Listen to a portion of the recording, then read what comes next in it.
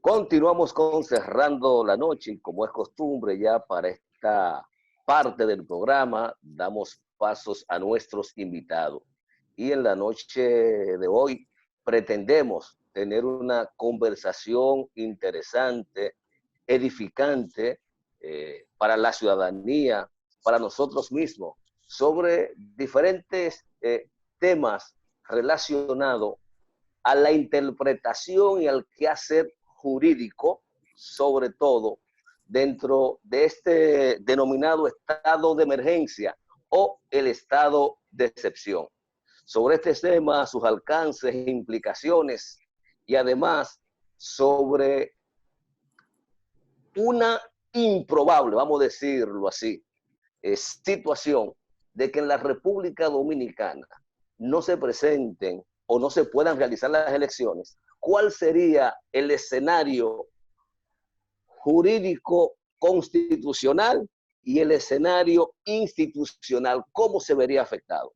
De todo esto vamos a tratar de aprovechar al doctor Miguel Valerio para que nos eche, como decimos, acuñando ya la frase de su amigo Julio Jacín, gotitas en los ojos sobre estas situaciones nuevas que está viviendo la República Dominicana. Buenas noches, doctor. Junior Giovanni, buenas noches. El doctor Jacín está bien, lo veo todos los días tirando duro. El doctor Jacín no me para, un titán. No, no es fácil, no es fácil. Él y mi querido amigo Michel. Así es, así es. Doctor, díganos en palabras sencillas, ¿qué es un estado de excepción? ¿Y cuáles son las implicaciones que tiene para el ciudadano y las autoridades? Mira, un estado de excepción, la mejor definición para el ciudadano normal y común, que es el que yo me dirijo, es prácticamente una situación ante la cual estamos en un ámbito donde las instituciones no funcionan como normalmente deberían actuar, sino que debido a situaciones ambientales, en este caso sanitarias, o incluso hasta política, se ve la necesidad del Estado de, mediante una autorización congresual, el presidente de la República pedir poderes excepcionales para tratar de que esa situación de excepción, por su propio nombre lo indica, es lo no común, es la no regla, tratar de que la situación vuelva en el menor tiempo posible a la normalidad, a diferencia de lo que ocurre con otros parlamentos, en los cuales se puede decretar un estado de excepción largo. En el modelo dominicano se habla de un modelo prácticamente aceptable, mediante el cual se le autoriza un tiempo al presidente, que puede ser 30 días, 25 días, 15 días, a la soberana apreciación del Congreso, no del presidente de la República, porque el Congreso mantiene la fiscalización. Y si se necesita prórroga porque el estado de calamidad no ha cesado, entonces se vuelve a pedir una nueva prórroga con otra nueva autorización. Creo que dentro bastante, de ese marco, entonces, que hemos estado... llano, muy didáctico, Junior, ¿verdad? Creo que fue muy práctico, pues, muy asequible a cualquier persona, no tiene que ser abogado. Pues es sencillo, mira, el dominicano común puede ver ahora lo que está viviendo, o sea, no hay transporte, estamos en un toque de queda a las 5 de la tarde, se piden una regla de distanciamiento social, vemos un protagonismo, en este caso de salud pública, pero si tuviéramos un tema ecológico tal vez fuera medio ambiente, y efectivamente estamos en un estado donde no es lo normal y el presidente de la República necesita poder excepcional y tomar decisiones rápidas que escapan de la habitualidad. Donde se limitan determinados derechos o ejercicio. Efectivamente, porque para tú poder tratar de amainar una calamidad, tengo que limitar algunos derechos y esos derechos se hacen en pro de un interés general, un interés colectivo, que es salir en el menor tiempo posible de la excepción. Efectivamente. Doctor, habló del modelo y de los plazos. Inicialmente, el Poder Ejecutivo había solicitado 15 días al Congreso cuando esto inició. El Congreso, en este caso ambas cámaras, le otorgaron 25 días. La pregunta es, ¿La ley define un tope o eso está a la soberana apreciación de las cámaras legislativas? No, la ley establece que hay prórroga, con lo cual el tope en tal es en cuanto el presidente solicita. El presidente inicia y dice, yo necesito para arreglar esto determinado tiempo.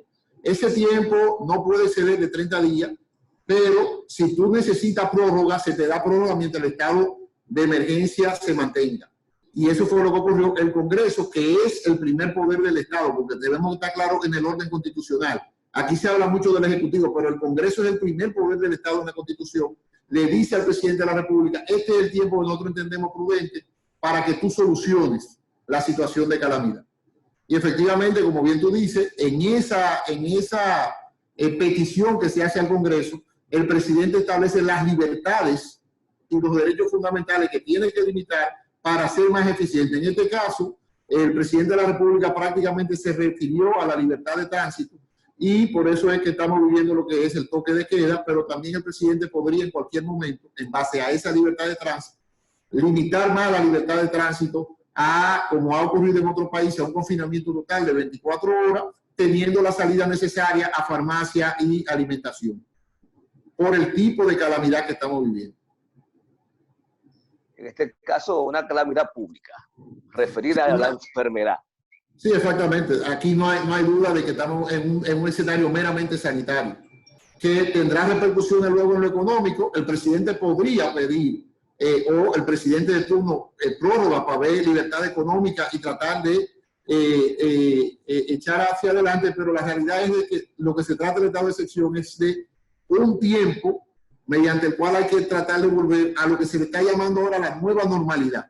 La nueva normalidad no es exactamente lo que teníamos antes del virus, sino la nueva normalidad habrán reglas tan sencillas como una regulación de el porte de mascarillas, que ya parece ser una consigna a nivel mundial de que no podemos salir sin mascarilla de la casa, y ese porte de mascarilla en sí te está limitando libertad.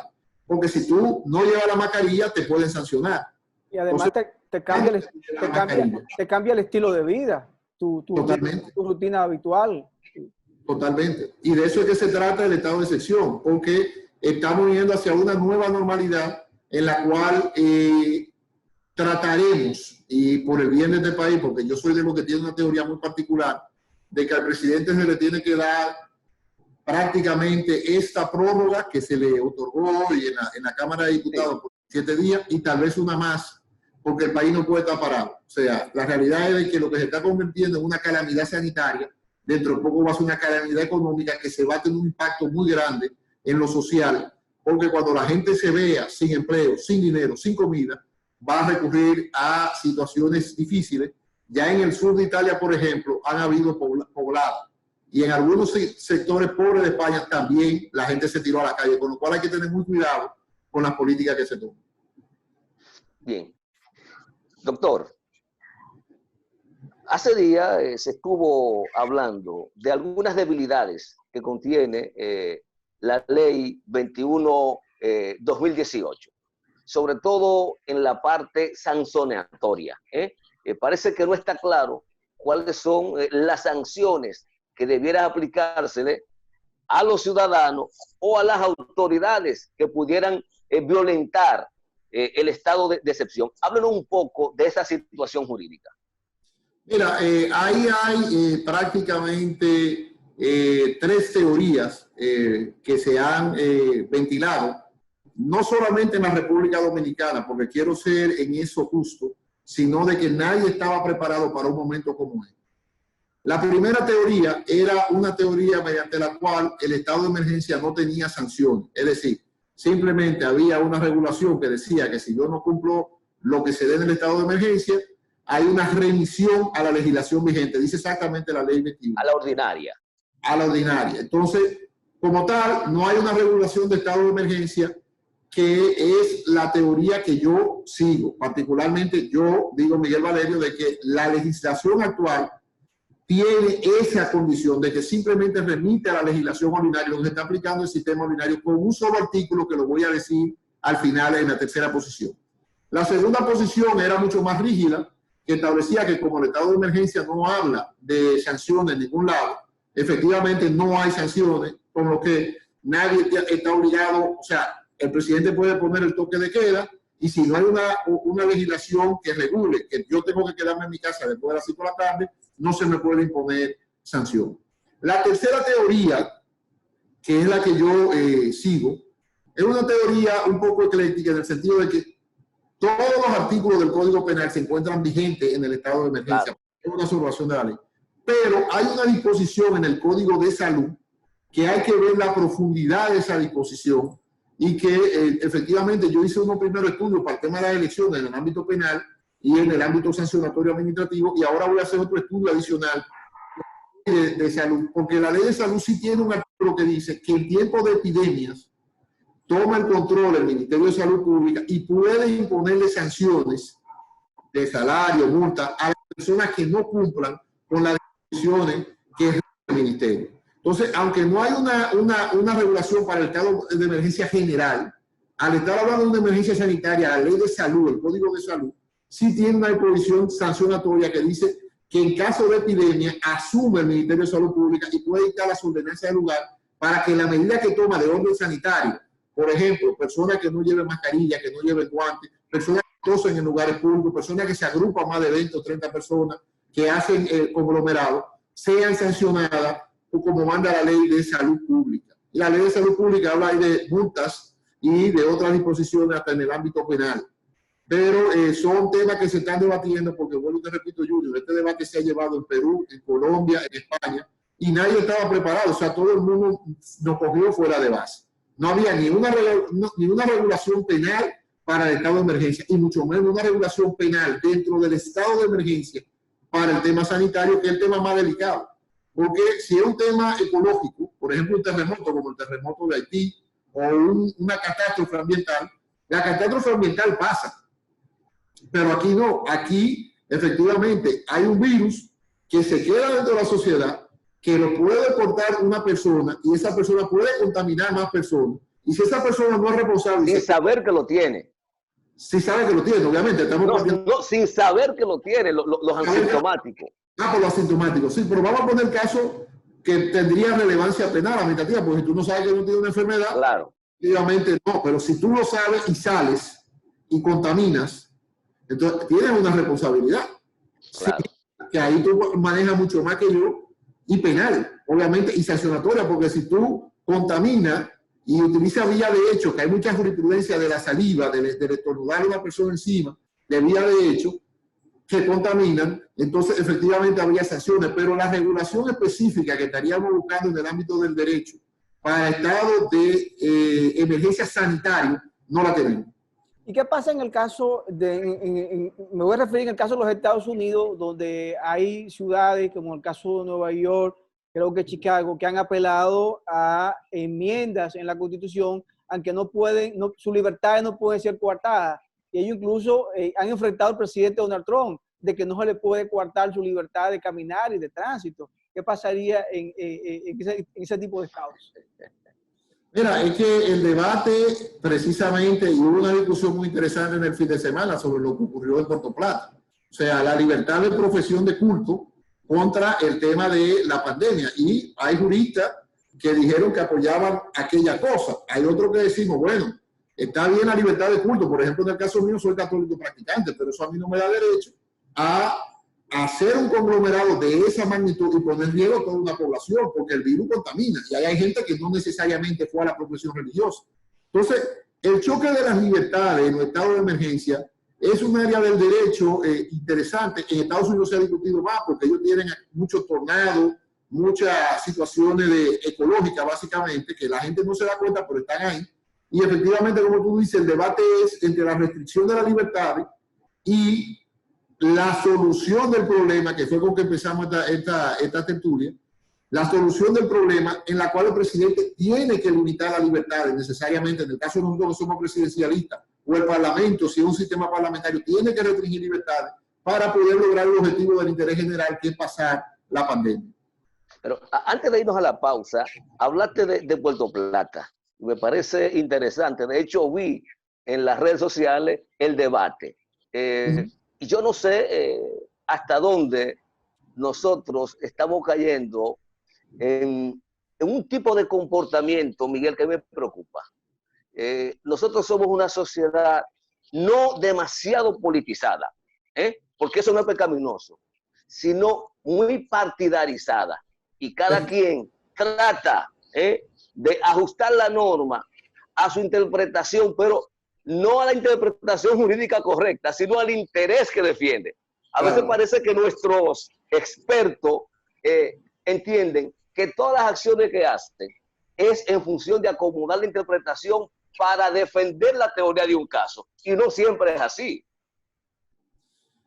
Mira, el tema es que, y hay que decirlo con responsabilidad, que en estos 8 años del gobierno Medina, él ha fundamentado mucho su ataque político, lo que yo no lo veo incorrecto, para que estemos claros, es el tema del constitucional.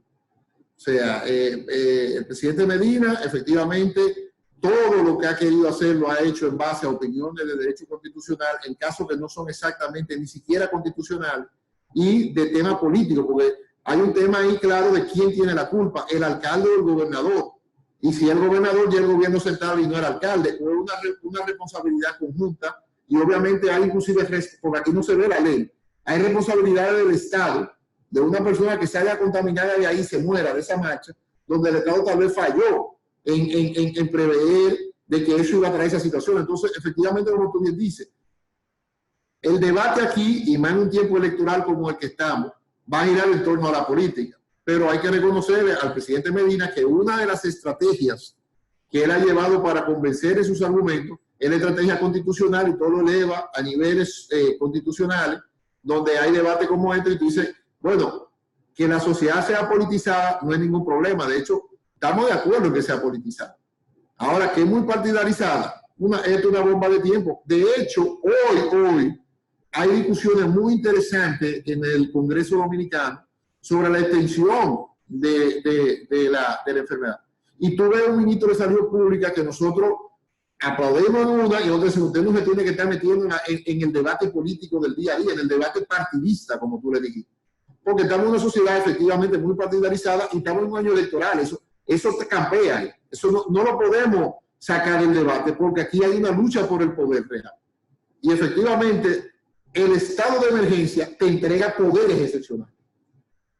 Bueno, Miguel, con tu permiso, vamos a ir a una pausa y en breve continuamos con esta interesante conversación.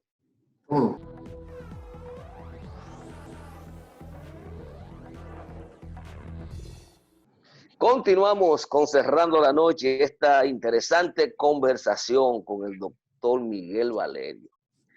Miguel, hay un tema dentro del estado de excepción que le dimos pincelada, pero quiero planteártelo de manera directa antes de pasar a uno de los ejes temáticos que te planteé cuando coordinamos la entrevista.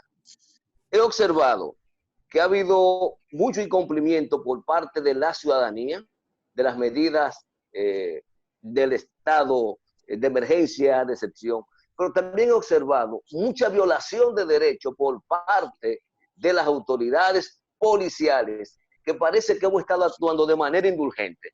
¿Cómo ajustar esta situación para que no nos siga pasando en el futuro? Porque a veces hacen ensayos, y si las sociedades callan, la cosa se complica. Mira, la vida y prácticamente el derecho es una lucha de poder. O sea, efectivamente, ambas partes, la autoridad como la ciudadanía, lamentablemente, quieren más espacio, quieren más poder. Por eso tuve las violaciones del toque de queda. Entiende muchas personas que no tienen que cumplir con la regla de quedarse en casa. Hay un tema de inconsciencia ahí que va más allá del derecho, o sea, porque la realidad está a los ojos de todo el mundo. O sea, si el sistema sanitario colapsa y hay muchos muertos, todos nos vamos a sentir mal. O sea, es una realidad que está palpable ahí. Ahora, sobre el uso desproporcionado de la fuerza por parte de la policía, bueno, yo soy un crítico de los derechos fundamentales, de la violación a derechos fundamentales sistemática por parte del aparato represivo. Es una conducta que ellos lo hacen. Sin embargo, Junior, en este caso particular, a mí me ha llamado la atención ya desde el punto de vista criminológico y de análisis del sistema del control social y en este caso el sistema policial, cómo los policías en una actitud tensa han cometido hasta estupidez. O sea, por ejemplo, el caso de la lavadora, a una doña inofensiva que tenía una lavadora en medio de la calle, arrastrársela, pescozones a un médico embonado, y así, diferentes conductas que me parecería que hay un tema ahí que tiene que resolver el Departamento de Recursos Humanos de la policía, porque los policías están trabajando extraordinariamente también. Se nota más tensión porque ningún policía... Está sometido a estrés.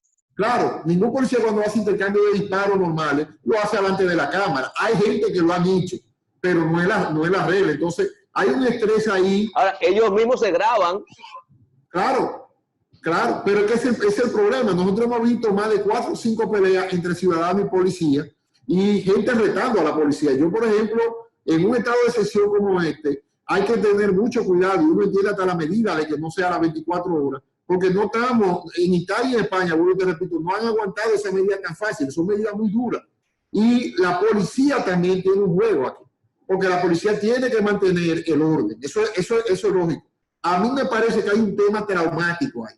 ¿Qué es traumático? Muchas horas de trabajo, con una mascarilla, con unos guantes, todos estamos nerviosos, incluso no sé si le pasa a ustedes cuando salen, a Giovanni, a ti, que salen a la calle y no quiero que nadie se me pegue. Y yo incluso... Claro. Y llego...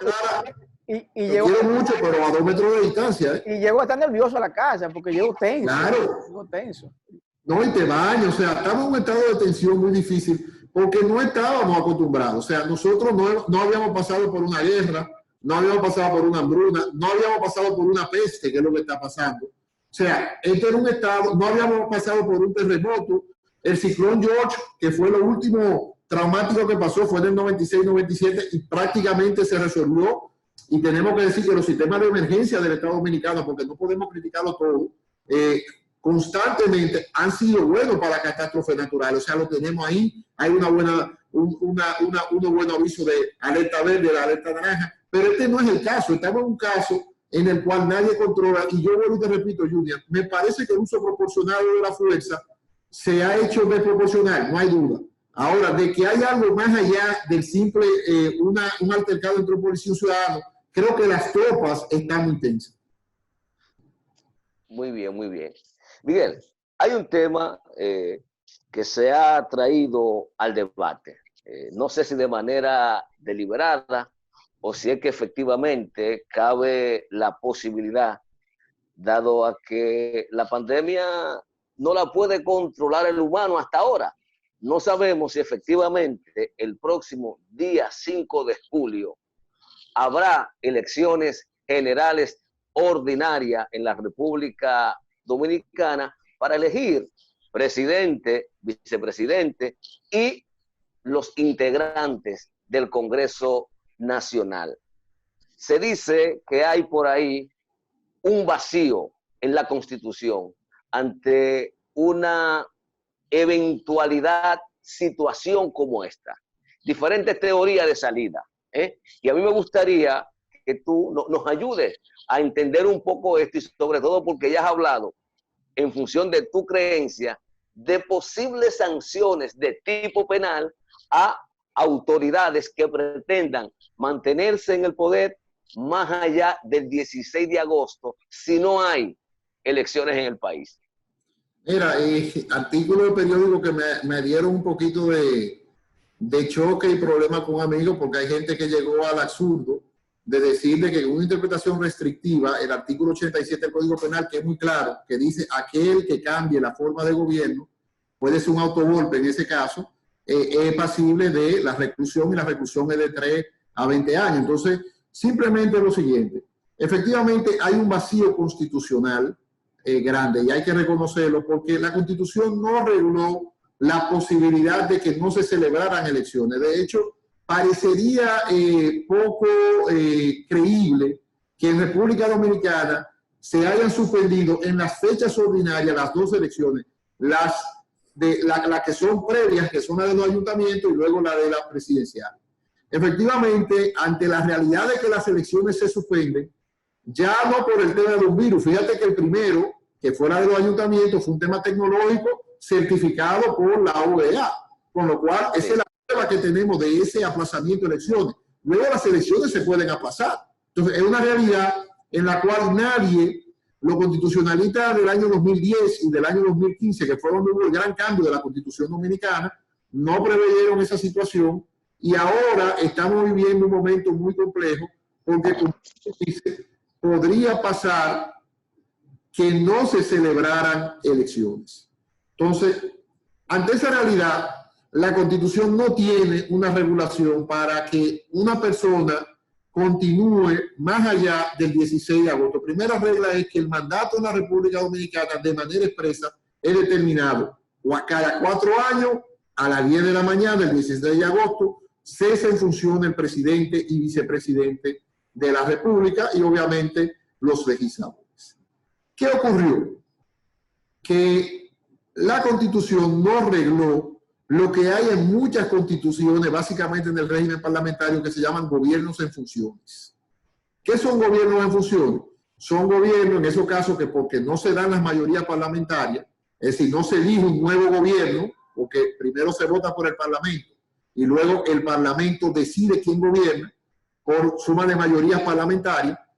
Hay una regulación muy expresa del gobierno de funciones, cuándo se tienen que celebrar las elecciones, después que se pone el gobierno en funciones, y así sucesivamente. Aquí no. Aquí en la República Dominicana hay 2 artículos que son los que traen al debate y los que están en la interpretación constitucional que yo no la creo así.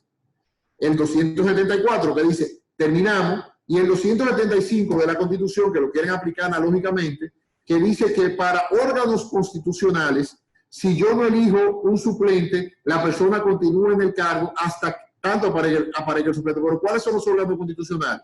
Tribunal Constitucional, Tribunal Superior Electoral, Suprema Corte de Justicia, Cámara de Cuentas. Es decir, personas que están en funciones continúan en funciones si no hay elección. Esa teoría la quisieron aplicar al presidente y vicepresidente de la República y prácticamente el debate empezó que era sin un consenso, como que era una interpretación matemática. Y yo dije, no es así. Lo primero es que cualquier decisión que se tome más allá del 16 de agosto tiene que ser el consenso de todas las fuerzas representadas en el Parlamento como mayor órgano de legitimidad a través de una reforma constitucional, estableciendo plazos y tiempos muy claros y que se diga de que no se está violando la forma de gobierno. ¿Por qué yo decía eso, Junior? Porque antes de que pases hacia allá, sí. Miguel, pero yo creo que tú tienes razón. El artículo 275 es muy claro.